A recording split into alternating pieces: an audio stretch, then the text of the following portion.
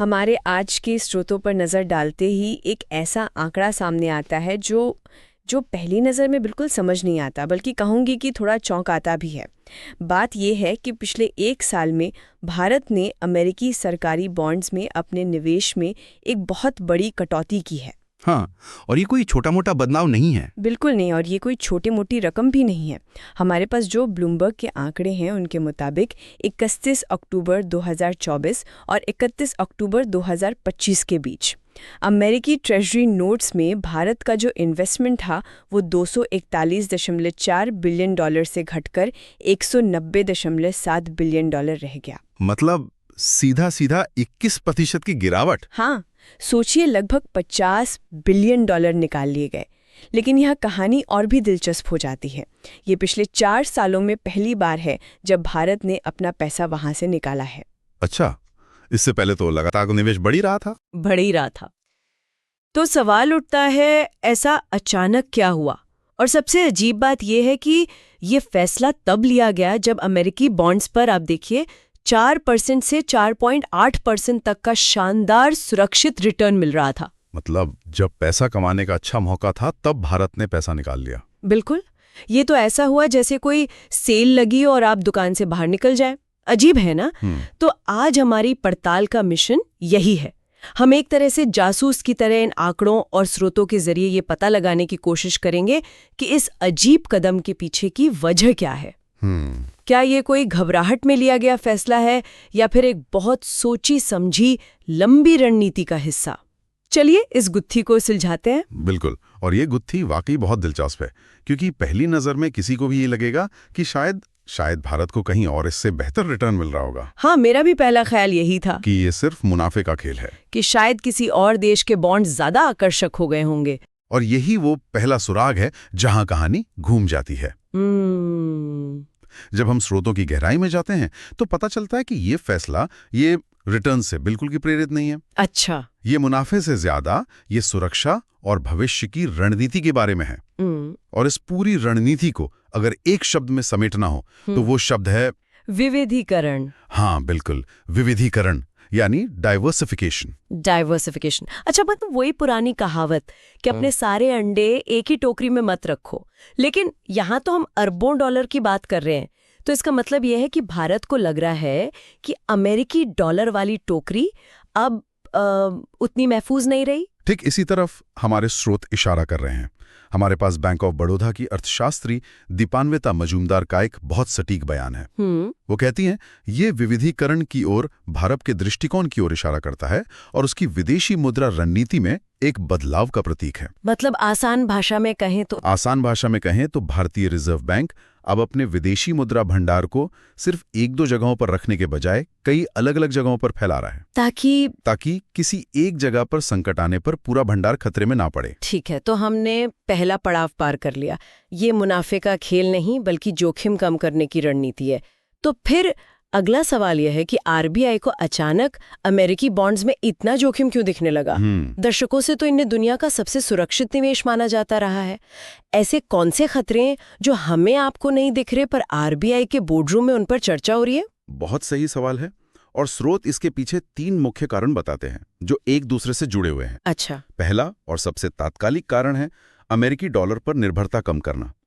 देखिए, एक चीज होती है डॉलर इंडेक्स या DXY, हाँ, जो दुनिया की मुख्य करेंसियों के मुकाबले डॉलर की ताकत को मापता है। पिछले कुछ समय से इसमें नरमी के संकेत मिल रहे हैं। एक मिनट यहाँ आपको रोकूंगी। DXY या डॉलर इंडेक्स, ये शब्द हम अक्सर सुनते हैं, लेकिन ज्यादातर लोगों के लिए ये बस एक नंबर होता है। सही बात है। जब आप कहते हैं कि DXY में नरमी आ रही है, तो भारत जैसे देश के लिए इसका जमीनी मतलब क्या होता है?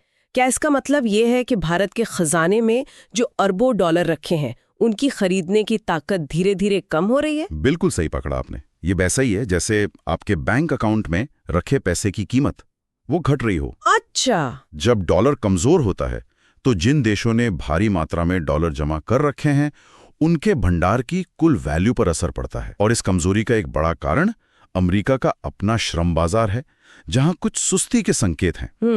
तो आरबीआई जैसे स्मार्ट मैनेजर ये देख रहे हैं और सोच रहे हैं कि क्यों ना कुछ पैसा ऐसी जगह लगाया जाए जिस पर डॉलर की कमजोरी का असर ही ना हो। ठीक है, तो ये हुई पहली वजह, डॉलर की अपनी सेहत थोड़ी नाजुक लग रही है। दूसरा कारण क्या है? दूसरा कारण जुड़ा है अमेरिका के सेंट्रल बैंक यानी फेडरल रिजर्व की नीतियों से। फेड की नीतियां? हाँ, बाजार में और विशेषज्ञों के बीच ये उम्मीद बढ़ रही है कि फेडरल रिजर्व भविष्य में अपनी सख्त मौद्रिक नीतियों में ढील दे सकता है, यानी ब्याज दरें घटा सकता है। बिल्कुल, ताकि अर्थव्यवस्था को सहारा मिले। लेकिन ये तो सिर्फ एक उम्मीद है, एक भविष्यवाणी है ना? हाँ, क्या सिर्फ एक अनुमान के आधार पर $50 बिलियन जैसी बड़ी रकम निकाल लेना ये थोड़ा जल्दबाजी का फैसला नहीं है? क्या भारत ज्यादा बड़ा जोखिम नहीं ले रहा? यहाँ हमें सेंट्रल बैंकों की सोच को समझना होगा। वो आज के बारे में नहीं, वो आने वाले 5-10 सालों के बारे में सोचते हैं। अच्छा। वो आग लगने का इंतजार नहीं करते, वो इमारत को पहले से ही फायर प्रूफ बनाते हैं। अच्छा। अगर भविष्य में ब्याज दरें कम होने की संभावना है तो लंबी अवधि के लिए डॉलर बॉन्ड्स को होल्ड करने का आकर्षण भी वो कम हो जाता है। तो ये जल्दबाजी नहीं?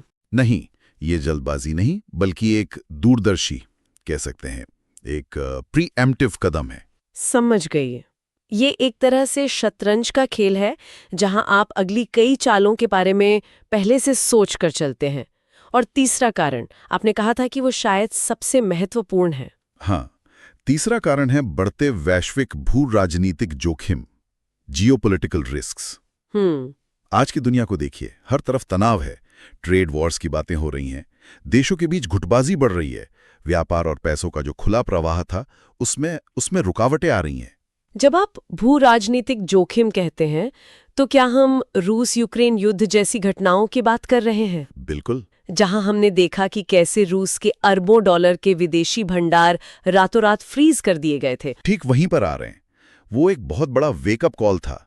दुनिया भर के सेंट्रल बैंक्स ने देखा कि आपका विदेशी मुद्रा भंडार सिर्फ एक आर्थिक संपत्ति नहीं है, ये एक हथियार भी बन सकता है। बिल्कुल, ये एक भू राजनीतिक हथियार भी बन सकता है।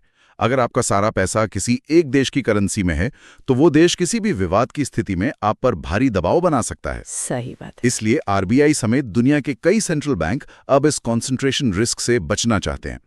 वो अपनी निर्भरता किसी एक देश पर कम करके अपनी रणनीतिक स्वायत्तता बढ़ा रहे हैं। वाह, तो ये सिर्फ इकोनॉमिक्स का खेल नहीं है, ये जियोपॉलिटिक्स की भी एक बहुत बड़ी चाल है।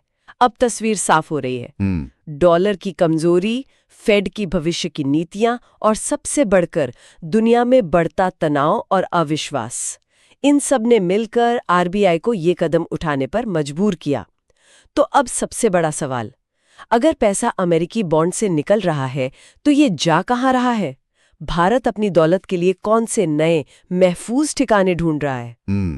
स्रोत बताते हैं कि पैसा 3 मुख्य जगहों पर जा रहा है। 3 जगह?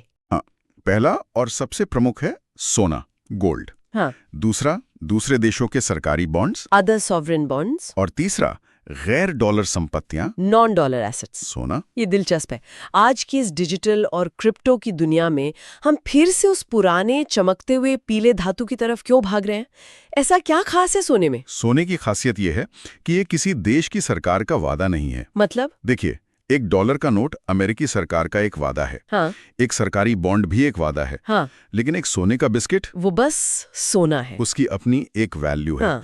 जो हजारों सालों से चली आ रही है। इसे अर्थशास्त्र की भाषा में कहते हैं no counter party risk. No counter party risk मतलब ये किसी और की देनदारी पर निर्भर नहीं है। जी। जब दुनिया में अनिश्चितता और अविश्वास बढ़ता है, जब आपको किसी भी देश की करेंसी पर पूरा भरोसा नहीं रहता, हाँ। तब सोना ही आखिरी सुरक्षित किला माना जाता है। ये महंगाई और जियोपॉलिटिकल शॉक्स के खिलाफ एक बीमा जैसा है। सबसे बड़ा बीमा। यानी सोना एक तरह से फाइनेंशियल दुनिया का प्लान बी है।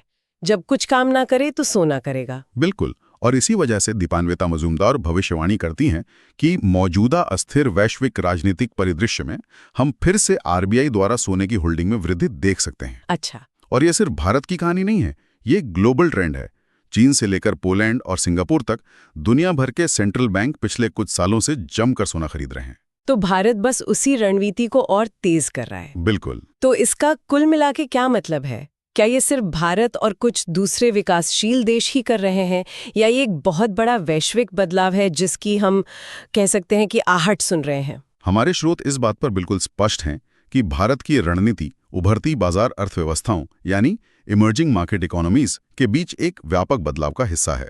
तो भारत इस रास्ते पे अकेला नहीं है। अकेला नहीं है, बल्कि वो उन देशों के समूह का हिस्सा है जो अब वैश्विक वित्तीय व्यवस्था के नियमों को अपने हिसाब से देख रहे हैं। और इन सभी देशों का लक्ष्य क्या है? इन सभी देशों का लक्ष्य एक ही है, अपने विदेशी मुद्रा भंडार के लिए सुरक्षा, तरलता और रिटर्न, मतलब सिक्योरिटी, लिक्विडिटी और रिटर्न के बीच एक नया संतुलन बनाना। दशकों तक सुरक्षा का मतलब था अमेरिकन बॉन्ड्स, लेकिन अब सुरक्षा की परिभाषा बदल रही है। अब सुरक्षा का मतलब है डाइवर्सिफिकेशन। वो डॉलर आधारित संपत्तियों में कॉन्सेंट्रेशन रिस्क यानी एक ही जगह सबको झोंकने के खतरे को कम करना चाहते हैं। लेकिन क्या इसका मतलब यह है कि डॉलर का दबदबा खत्म होने वाला है? क्या हम एक ऐसी दुनिया की तरफ बढ़ रहे हैं जहां कोई एक प्रमुख रिजर्व करेंसी नहीं होगी? या हमारे स्रोत एक बहुत जरूरी बारीकी की तरफ इशारा करते हैं। उनका कहना है कि इतनी जल्दी नहीं। अच्छा। अमेरिकी डॉलर का दबदबा शायद खत्म न हो, लेकिन वो पहले जैसा एक छत्र राज नहीं रहेगा। वो दुनिया का किंग बना रह सकता है, लेकिन अब वो अकेला डिक्टेटर नहीं होगा। भारत का ये कदम इस बात का संकेत है कि वो अपने बाहरी बफर्स यानी अपने विदेशी मुद्रा भंडार के प्रबंधन के लिए एक ज्यादा नपातुला और विविध, मतलब एक मेजर्ड एंड डाइवर्स दृष्टिकोण अपना रहा है। तो ये कोई क्रांति नहीं है? नहीं, ये कोई क्रांति नहीं, बल्कि एक सोचा समझा विकास है, एक इवोल्यूशन है। तो अगर हम आज के इस पूरी जासूसी को समेटें तो हम इस नतीजे पर पहुंचते हैं कि भारत का अमेरिकी बॉन्ड से पैसा निकालना कोई घबराहट या मुनाफे की दौड़ का नतीजा नहीं है। बिल्कुल नहीं। ये बदलते हुए वैश्विक आर्थिक और राजनीतिक शतरंज की बिसात पर एक बहुत ही शांत और सोची समझी चाल है। ये भविष्य की अनिश्चितताओं के खिलाफ खुद को तैयार करने और अपनी आर्थिक संप्रभुता को मजबूत करने की एक कोशिश है। बिल्कुल सही सारांश है, और ये हमें एक अंतिम बहुत ही दिलचस्प सवाल पर लाकर छोड़ देता है जिस पर श्रोता सोच सकते हैं। स्रोत में साफ लिखा है कि भारत उभरती अर्थव्यवस्थाओं के बीच एक ट्रेंड का हिस्सा है। तो सोचिए, अगर दुनिया की बड़ी बड़ी अर्थव्यवस्थाएं अपने भंडार को किसी एक करेंसी में रखने से दूर होती चली जाती हैं, तो आने वाले दशक में वैश्विक आर्थिक शक्ति का संतुलन कैसा दिखेगा?